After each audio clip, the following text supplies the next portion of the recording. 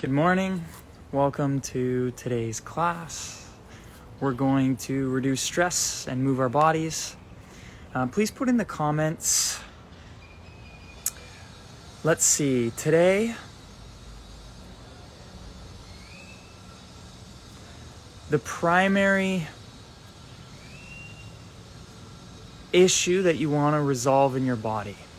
So what is it that you want to work on in your body today?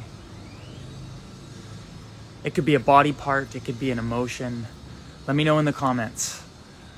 And it will guide me on which movements to do today. Okay, so we're gonna start off with doing a couple movements. I like to get my body moving first thing in the morning. Good morning, good morning. Okay, so for shoulders, we'll do shoulders first, because I just love doing this one. And I see a couple shoulders in the comments. So you're gonna take your right hand, and you're gonna place it right here. Your thumb's gonna go under the collarbone. Grab the bottom of your collarbone, like literally right under it. Pull it up really tight. Then you're gonna grab your elbow and twist it really tight. Lift it over your head. And you're just gonna move around and breathe. Good morning. Let me know what's going on with your body. What do you want to work out?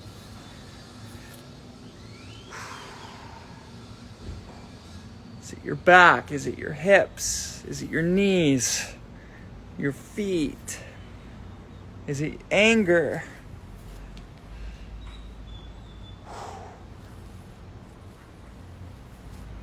Sadness. I see.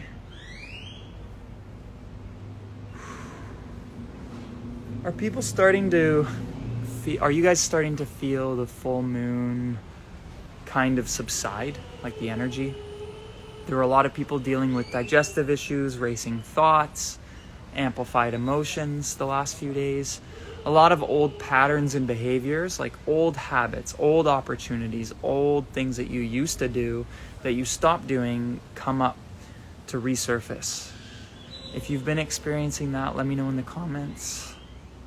Okay, well, let's do the other side. Left hand, grab the collarbone. Pull the fascia up, so almost like imagine your shoulders rotated forward. You're pulling all the fascia over like a sleeve. Grab the elbow, twist the fascia really tight, and bring it up above your head. One of the toughest full moons, yep. It's funny because you worked on something all year, you improved yourself, you had more clarity, and then all of a sudden all the old things come back. It's like, are you sure you want to change? Are you sure you're different? Breathe, move. You can do this standing or seated. I had less resistance coming live today, which is a good sign. The last little while I've been dreading it, to be honest, like not wanting to, dragging my feet, but it feels a bit better today. In or out, you can twist either way. Depends which way has the tension. Hello, Thomas. Thomas is saying hi. He always comes and visits me during my class. Hang on. There he goes. Whoop. Took a screenshot. Thank you for being here. Thank you. Okay, let's do ears, okay? My neck's a little tight this morning. So grab both your ears with your fingers. Oh, there's a fly on me. Hang on. Love being in the jungle. Okay, grab the ears. Twist the skin forward. Open your mouth. Move around, breathe.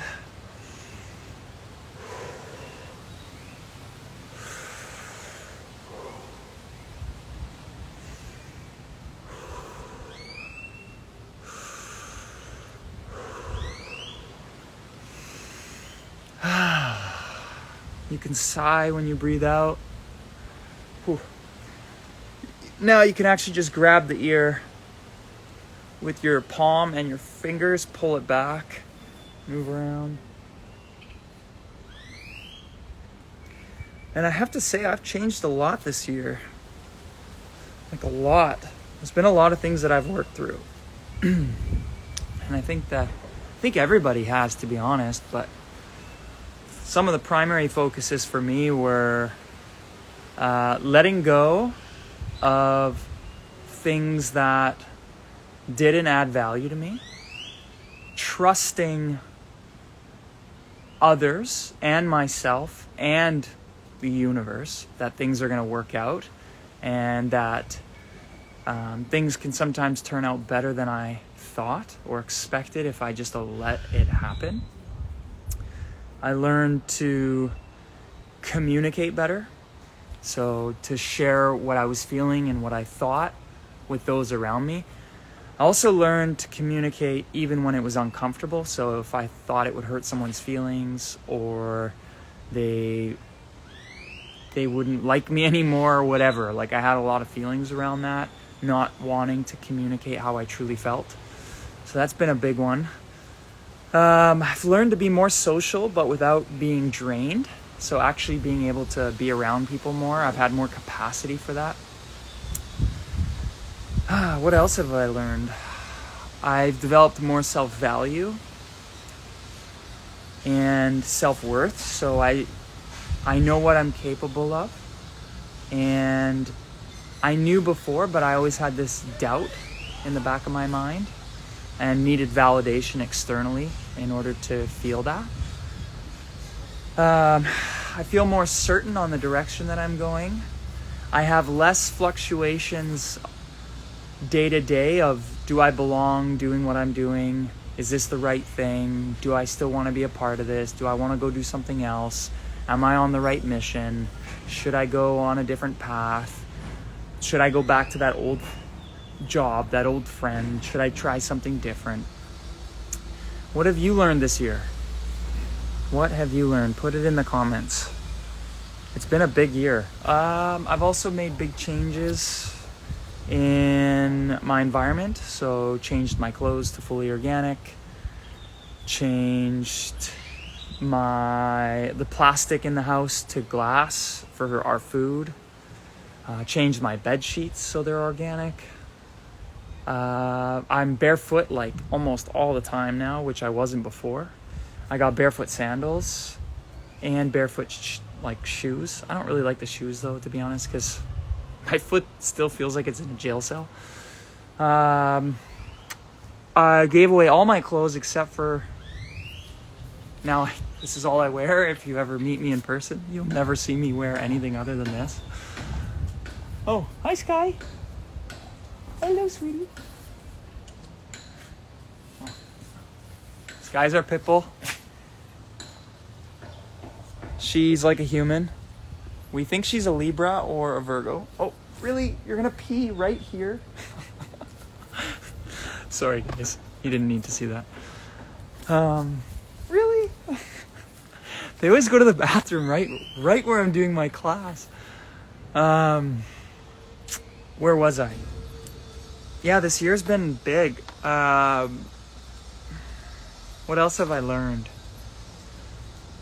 I've learned to trust myself in the sense that even though I have a feeling, doesn't mean I have to act on it. And then that feeling can change if I give a couple days. So I might have a feeling that I don't want to do something, but if I wait a couple days, that feeling can change. Rather than acting on the feeling the moment it comes up, I give it time and space to actually process it. What else did we do?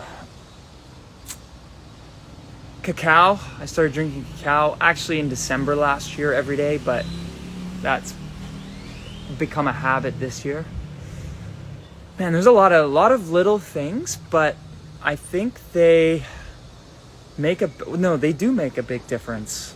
And that's one of the things that I want to do in our 28-day life reset that we're going to be updating over the next few months and year, is to make small little changes. Like, not everybody can change a lot of things at once. Actually, it's really hard to. So it could be changing one thing this month, changing one thing the next month, and making it a little bit better. So then when the next year comes around, it's better. What else did I do this year? I mean, there's more. My relationship is stronger. I had really poor commitments in my relationships. And control. Like, I wanted control to feel safe. I've let that go.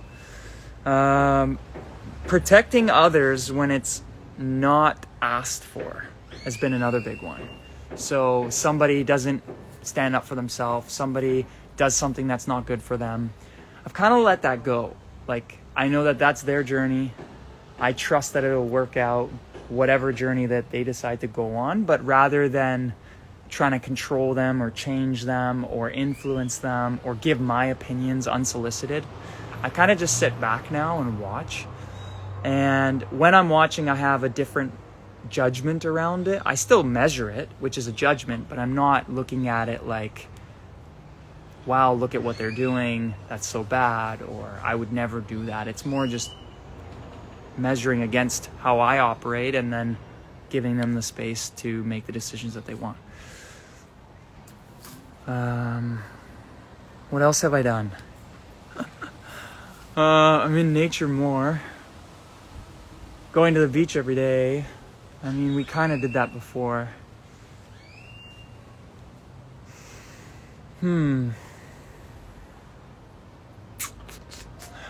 I don't do tasks that are no longer the highest value for me. And I put those tasks up for other people to do where they actually enjoy doing it, whereas I don't, or they're really good at it and I'm not as good at it. So because I'm doing that, it gives me more time and space to do the things that I enjoy. Sun gazing we started last year. Fasting we started 2 years ago. Maneuvers we started 3.5 years ago. Yeah, I would say what's funny is, like, our programs, well, any program really tries to make you change everything all at once, but it's not really realistic. So I want to develop a program that's like guides somebody into a full life transformation in a realistic way that you don't feel like a failure, but it gives you the time, space, and compassion to make those changes, but without the person losing interest. Like, that's a really challenging thing to do. Like, we've done the 1 day, 3 day, 7 day resets. And the reason we built those was to give people a taste so that they were actually able to say, oh, I can commit to 28 days. Because if you commit to 28 days, but you can't do 3 days, then you're going to fail. And then you're setting yourself up for failure. So the 1, the 3, and the 7 was really just a taste so that people could make a commitment to 28 days.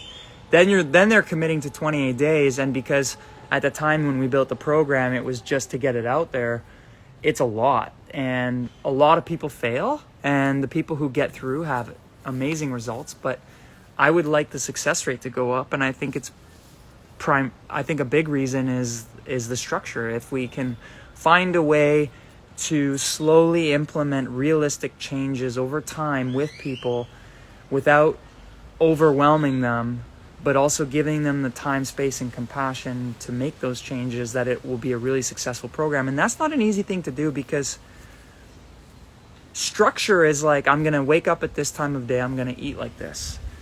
And structure doesn't really have compassion and patience, because structure says you either followed it or you didn't. And when you build a program that's scalable for 1 million people to go through on their own, there needs to be some structure. And the way to add the compassion in the space is to have human beings guiding people through it, which is really hard to scale. So that's actually what we're working on right now. And if you get a little bit better every single year, just a little bit, then you're going to have a better life. Whereas if you try and do it all at once, it just creates dysfunction, because you move so fast that everything around you doesn't have time to adapt, so the adaptation is more uncomfortable. Doesn't mean you can't do it that way. It doesn't mean it doesn't work. It just means it's more uncomfortable. Having an accountability partner, yes, that's actually a really big one. And what we're doing right now in our programs, for those of you who are newer, is we're setting it up so you do the 1-day reset, the 3-day reset, then the 7-day. You commit and you say, I like this, I love this, it feels good, I can do this for 28 days. You commit to 28 days. As you're doing the 28 days, there's meetups with people who've already done the program. So people do the 28-day, they join the Lifestyle Artist program. When they're done the Lifestyle Artist program, we teach them how to help the people in the 28-day. So those are called hosts, and they actually host a weekly call at different times. We have different hosts, and that's to hold accountability. And what happens is you join your 28-day. As you're going through the 28-day, you can join a live meetup with people from around the world. There's usually like 20, 30 people in those calls, and they're all sharing what they're going through and what's going on. Now, the next layer of that I want to add is you start together on the same day. Because people were starting on different days because they get their supplements on different days, or they finish a different day than someone else. So everybody was starting on their own, but then they're meeting up with people along the way. What we're doing is we're working towards having it so we have a group start on December 1st. They have their meetups, they have the people in their class with them, and then we have a group starting on December 15th. And they have their meetups, they have their chat, they have a host that's guiding them along the way. If you don't finish, then you can start it over again. Because we had some people who do the 28-day over like a 6-month period, and that was just like, it doesn't really count. I mean, if you do like day 1 on day 1, and you do day 2 on like the 3-month mark, and then you do day 3 on the 5-month mark, and then you do 10 days in a row, and then you take a week off, and then you do another 10 days. It's just not the same. So what we want to do is hold people accountable by actually setting a time frame in which they can do the program. So if you start on December 1st, you have 28 days. We'll give you a little bit more time just in case you miss a day or two because of something that happens in your life. That happens. But we're going to actually clear it out so that if you don't finish by like day 40, you have to start over again. And while that's happening, you've got accountability partners. You've got people who started on the same day as you, and you also have calls that you can join and you can be a part of and share with people what you're going through. And I think that that's going to allow us to really scale our programs. And I also want to add a donation into the programs so that people, by choice, they can donate, but those donations go to support all the people that are helping us pay it forward. So these are just little things, just sharing my thoughts of what we're working on. And these are going to be big changes because next year we're going to be on the road. We're going to be on tour. We're going to be hosting bigger events. We're going to be going and doing workshops for like 1,000 people. We're going to be out and about. I don't think we're going to be online as much. We'll be creating content and we'll have people live who are in our programs doing these classes like me and Gary are. We'll have experts like, Raw and Shane from Alcaviva or like Vivo Barefoot. We'll have different partners come on and talk, but we will probably be live with people in our community like we did in Joshua Tree, like we're doing on December 16th in Vancouver. And that will bring that live connection that is missing because we built this entire organization online during the pandemic. Now we have an opportunity now we have a worldwide network. Now we want to meet people in person. I mean, you can only talk to a phone and a computer for so much. So that's sort of our plan coming up to next year, is to revamp those programs so that it guides people through this journey in a reasonable way, in a realistic way, where they have accountability, they have support, and they are held accountable if they're not finishing. So if you want to help other people, if you want to learn the process, if you want to become a coach, if you want to host and mentor others, if you want to hold your own calls, you have to go through the program first. Then you can turn around and you can help the people behind you. And that will give us the time and space to then create the next program. So next year, plan for us to be on the road a little bit more. We're going to be going to different cities and hosting classes. We're looking at potentially going to Indonesia and the Philippines in the new year and doing some big events there.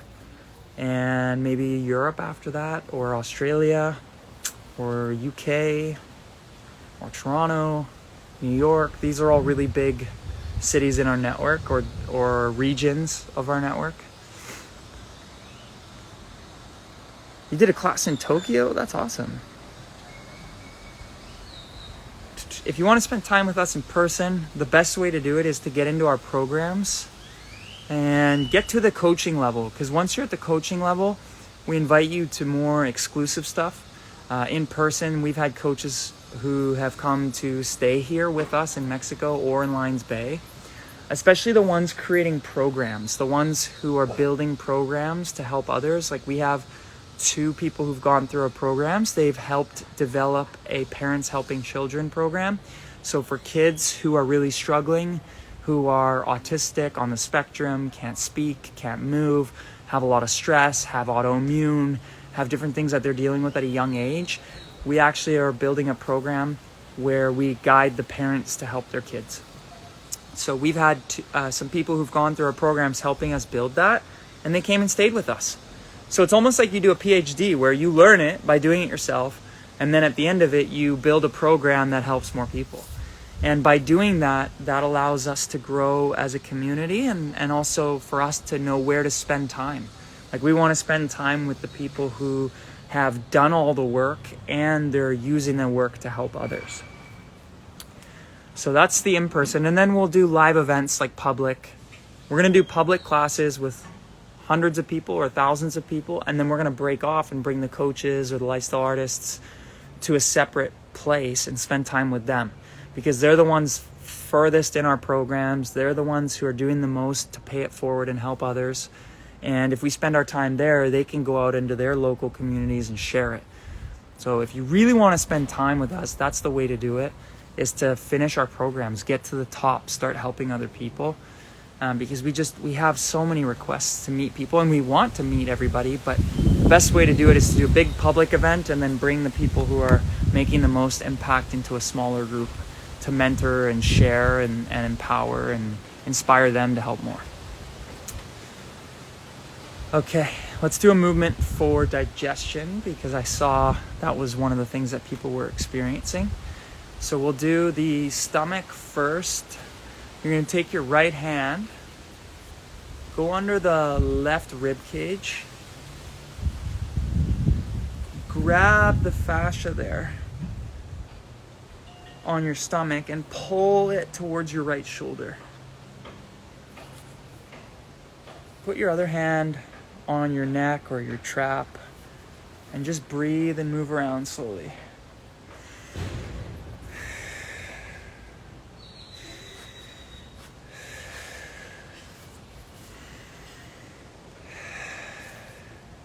Hello, Sky.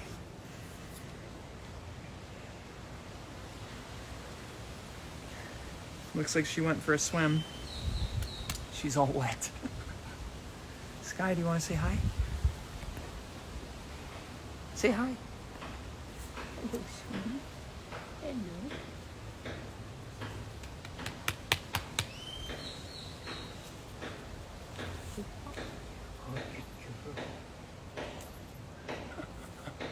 She's so cute. Do you make time to see your family? Actually, my mom, she's in that room right there. And another dad on the team is over there. My dad right now, he helps actually as well. He's at home and he helps actually ship our products. My brother comes and visits in Mexico, and when we're in Lions Bay, we visit each other. So yes, I make time for family. That's actually really important. I build my life around a lifestyle. So I don't work.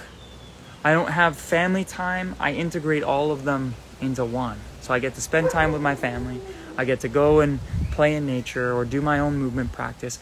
sometimes I'll segment time off, but sometimes it's just intertwined because you're working and living with them. And then you're going to the beach with them. And then you're eating with them. Like we have a team lunch every day at 2. So I get to eat with everybody at 2 p.m. So even if we're all doing something different in the day, at least we get together once a day and catch up, which is really nice. What animal moves do you use? I work with my pets. You can actually do any of them. Organ reset is really good.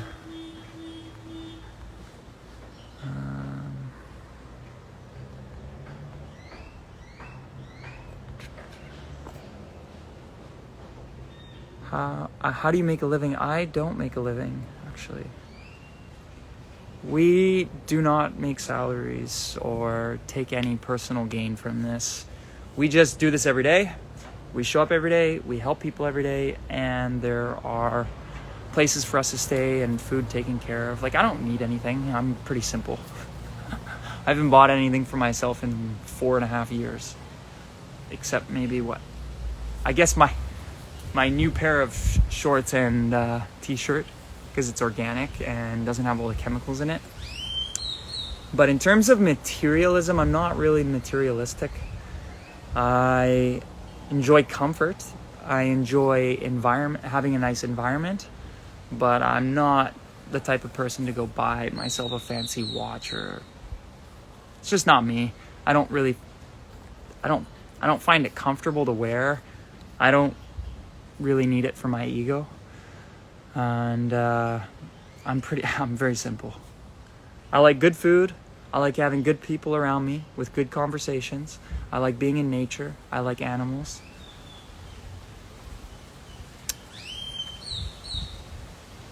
What more do you need? I don't know.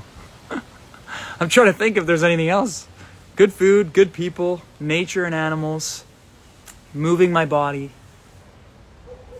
comfort. Like, I like having essential oils. I don't know. It's quite simple. Retirement, I will never retire.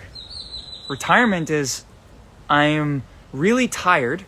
Retirement, I'm really tired of doing something.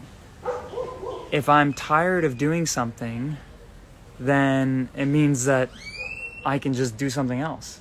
And if I do something else, okay, part of what we're doing is we're building a community that focuses on one area right now, which is helping people heal their body. But behind that is we're actually building a model for people to be in a community to help each other. If you go to Japan and you look at the longest living people in Japan, do you know what they do when they're older? They all take their money, they get together, and whenever somebody has an issue or something that they can't pay for, they all contribute. None of them work anymore. They spend time with people, they're in nature, they eat good food, they connect with each other, they take care of their bodies, and they work as a community to make things happen. So for me, if I don't enjoy going live next year, then I'll share with somebody else so they can go live, and I'll focus on a different project. I'm constantly evolving. I'm constantly finding things that I'm interested in, and I can incorporate it into the community rather than going somewhere else. Why not incorporate it in it? In a community, you need everything. In a community, you need cleaning people. In a community, you need people who like to cook. In a community, you need people who like to support others on the team. In a community, you need somebody who knows how to manage and direct people, or somebody who likes to create the vision.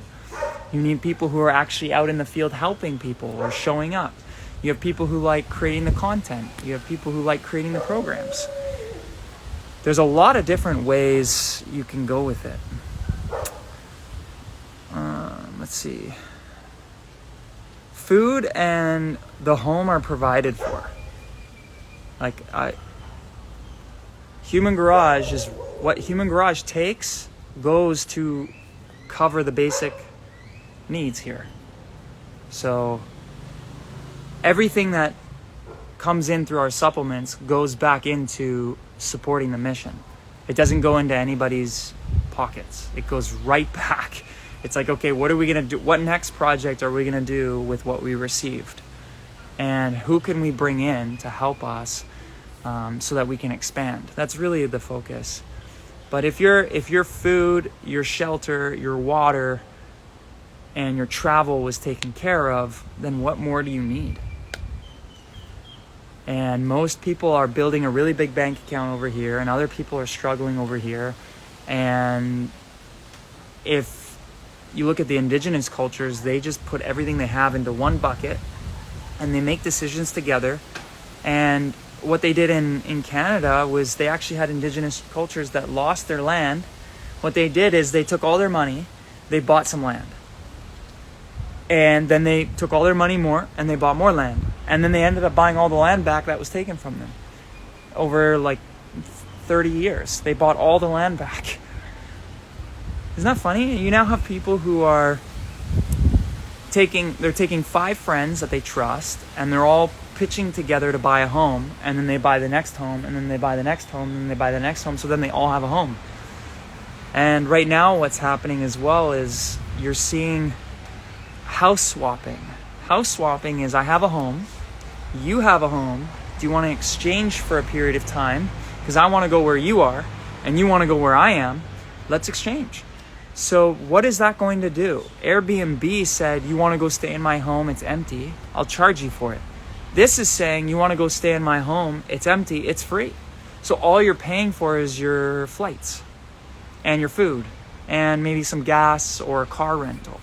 But you're not paying for the stay, which means travel is going to become cheaper because the only expense in the travel is actually the food and getting there. But once you get there and you've got your food, your accommodations are taken care of because somebody else is staying in your home while you're gone. It's brilliant. It's going to change the way that people move and travel. I don't think people have, myself included, but society has a lot of fear around someone staying in their home because they have all these belongings, they have all these possessions, they're super attached to them, they don't trust other people to take care of their space. There's all these emotions that stop people from actually working together so they can do more. So instead, we all work alone and do less.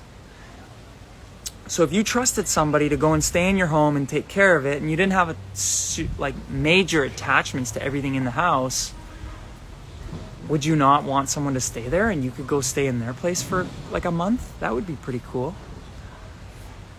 People are going to want to travel the world over the next couple of years. I mean, it's going to get harder to do it up over the next year, but after that, people are really going to want to explore and see the world and travel and be unattached to living in a home.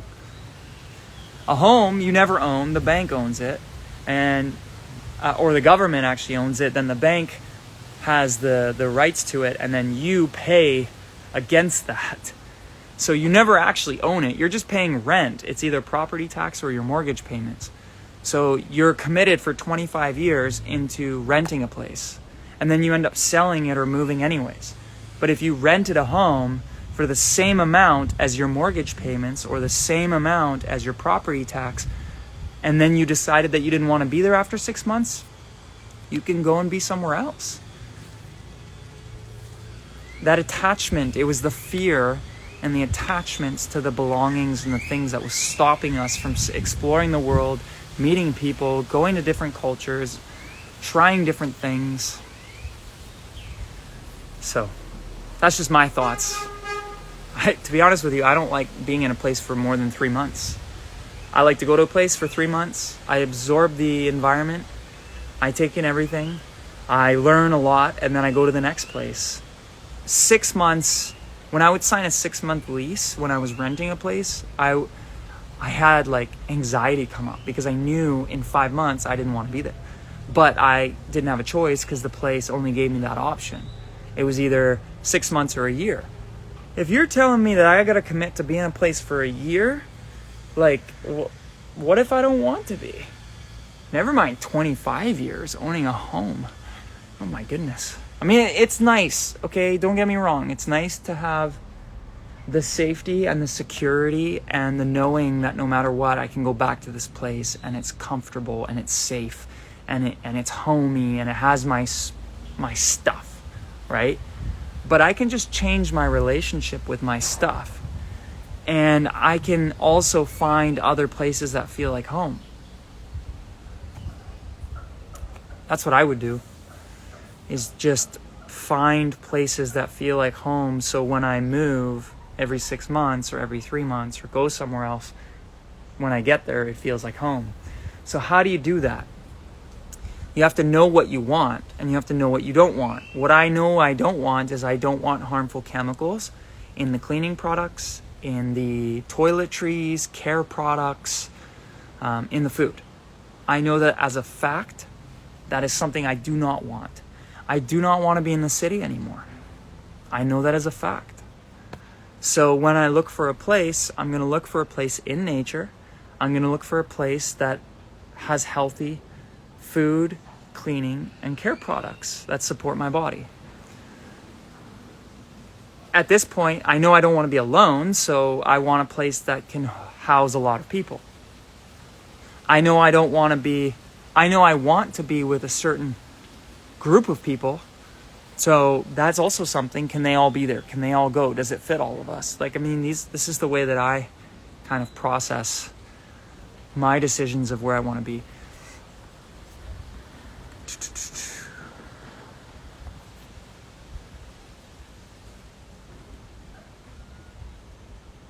If you want something, you make a way. Yeah. It's like the first point of resistance, we give up. That's a funny one. I mean, I've learned if you tell me I can't do something when I was a kid, I would lose it. I would get so angry, and I would do everything in my power to show you that I could do it. And then I learned that wasn't necessarily the healthy way to do things. So now I do it in a more healthy way. But I don't take no for an answer. I think anything's possible. No, I know anything's possible. It's really just how long are you willing to commit yourself to that? And do you actually want it? Is it something that your heart wants? Is it something that feels right for you? Is it something you believe in? Is it something that it's very clear to you that it belongs? Then go for it, and it will happen. But a lot of the things that I hear people say they want, they don't actually want it. They just have been told that it's something that they need. And that's when we went from needs-based economy to desire-based economy, which was you only get the things that you need or want, versus all of a sudden you don't need any of the things but you desire them, and so you work all day to get those things. How do we stop the chemicals they spray in the sky? Forget about it. Don't even acknowledge it. Just can you control it? Should be your first question. No. Okay. So every time that they spray in the sky, are you going to get frustrated? Because then now not only are they spraying chemicals on you, you're also angry, which creates disease in the body anyways. So now it's a double whammy.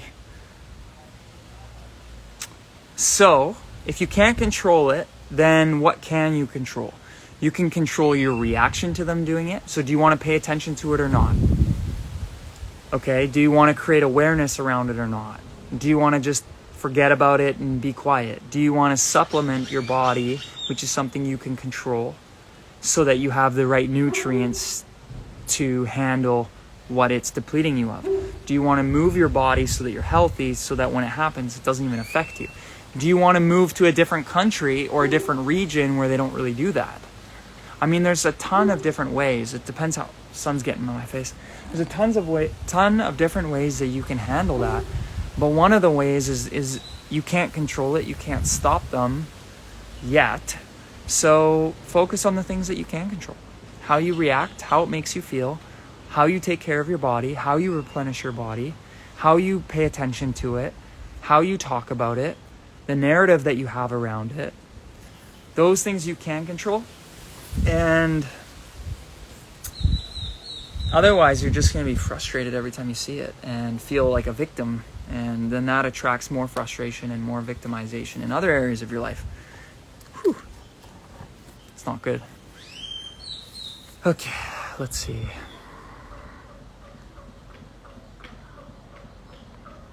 It's funny because when we moved to Mexico, they don't really spray here. Do I want my own little ones? I have one. She's 7. I'm from a step-dad relationship. I really enjoy learning from kids, and I enjoy the process of how to help them or guide them, because I feel like I don't agree with the way society has raised our children, and it's something I'm really passionate about. I like to see different ways of parenting styles and raising children from the beginning all the way to, teenage years into teens or 20s. I think there's so much that we can teach and so much we can learn from them, that we can maybe get out of our own way. So, I'm a Sagittarius. December 17th.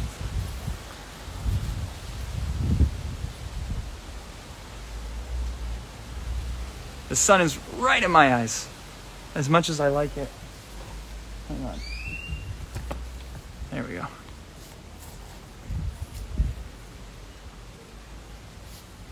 Okay, let's do one more thing to close off today. We're gonna do rub your hands together.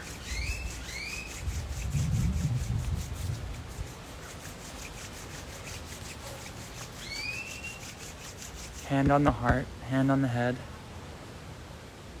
Let's breathe it out.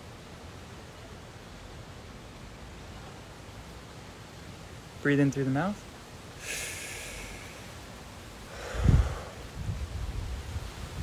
2.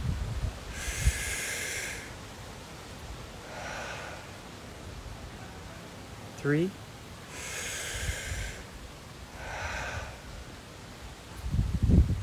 Nose. 2. 3. Whew. Shake it off. And it's funny because Gibness, thank you for being here. I see you on my lives all the time. And you said heavy topics here, and it's funny because they're heavy, but I didn't perceive them as heavy. And I think because I've always had a pretty positive outlook on my life. And I can't help but see things in a positive way. Like whenever you say something negative, my default mode is, okay, what are all the positives? And I know that some people have that, some people don't. And certain areas are maybe a little bit more impactful to some than others. But I think it's exciting. For me, it's exciting. What did we talk about today? We talked about what people are experiencing in their bodies. We talked about our mission and developing programs so that we can truly help a lot of people. That's exciting to me. We talked about changing your day to day, changing your environment, changing your life one bit by bit. We talked about helping children and giving them a new way of growing up. We talked about something you can't control and gave a method of what we can control so that we can continue to move forward in a positive way instead of being a victim. And I think those are all really positive things. I get the heaviness with it. And I'm not saying we should only be positive, because being positive only is not good either, because then you could be like delusional. I think you need both sides. Both sides create balance, negative and positive. And I think it's the feelings that we have personally associated with it, or the amount of information. Like, I know where the world's going. I know that we're moving in the right direction. I know over the next year that things are going to change significantly. I know that there's going to be a ramping of control. And I know that that ramping of control is going to lead to the destruction of control so that we find a balance. And that gives me not hope, but trust that things are moving in the right direction. I see our programs developing. I see more people helping themselves. I feel more confident in our ability to help children now because we have a children's program coming out. And there's so much positive that can come out of this, although that doesn't take away from the fact that there's still feelings tied to each of the things that we talked about. You know, there's a feeling that I had when I was angry that they were spraying the sky. And it made me angry every time I saw it for a year. And I decided to change the way that I saw it so that I no longer felt angry at the control of someone else. Whenever someone wanted to make me angry, they would just do that. And doing that allowed me to shift my perspective.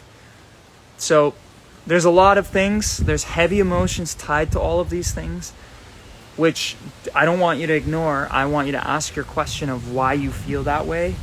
And do you still believe in what you believe, or have you changed your belief around these things? And what's the new story moving forward? The new story moving forward is that I see the world where people get to travel around the world without being attached to clothing, things in their home. They get to share their space with somebody else from around the world. They get to go on experiences and meet people. They get to grow their own food. They get to have different roles within a community and feel satiated. They get to learn from kids and actually know how to help kids on a deeper level. We get to take care of our bodies. We have the tools. We get to mentor and help others. There's a lot. Like, the vision for next year, we usually do our vision party around December, like middle of December, where we share where we're going as an organization. And some of the things, just so that you all know what we're working on, is we're working on a reward system for people in our community to come and stay in places like this. And we're working on finding properties and retreat centers that want to be a part of this mission so that we can build a community and host people. And when we're hosting people, in exchange, they can help mentor, create programs, and do different things that we need in order to function. All of that stuff's changing.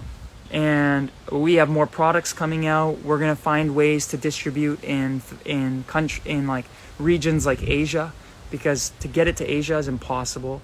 The cost of certain products in America are completely unreasonable to countries like people in Africa. So what we want to do is we want to find ways to distribute worldwide, make it accessible to everybody,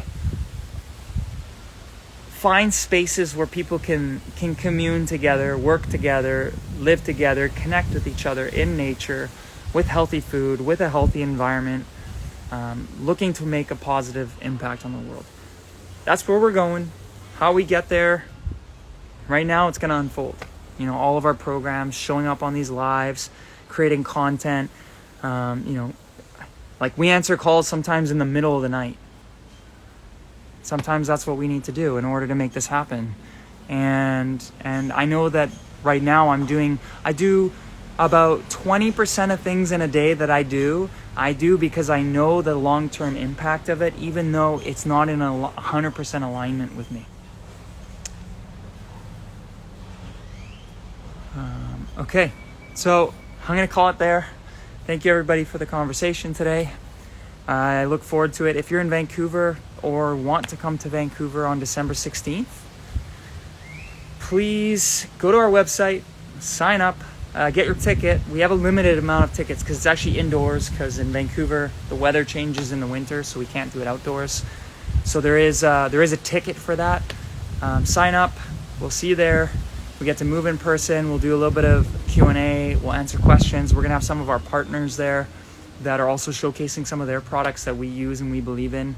And next year, we're going to be looking at different places to go. So wherever we have the most amount of people, wherever we can make the most impact, we're going to go to those cities and countries and get this message out there. If everybody in our community created one piece of content that showed the world how to heal their body, whether it's a headache, neck pain, hip pain, we would hit 1 billion people by the end of next year. So if everybody on this live did that once a week for the next year, we would really make a big impact. So I encourage you, if you want to create content, if you want to mentor others, if you want to go through the programs, if you want to volunteer, if you want to be a part of this, go through our programs and we'll hold the space for that. Okay, thank you everybody. I'll see you in the next live.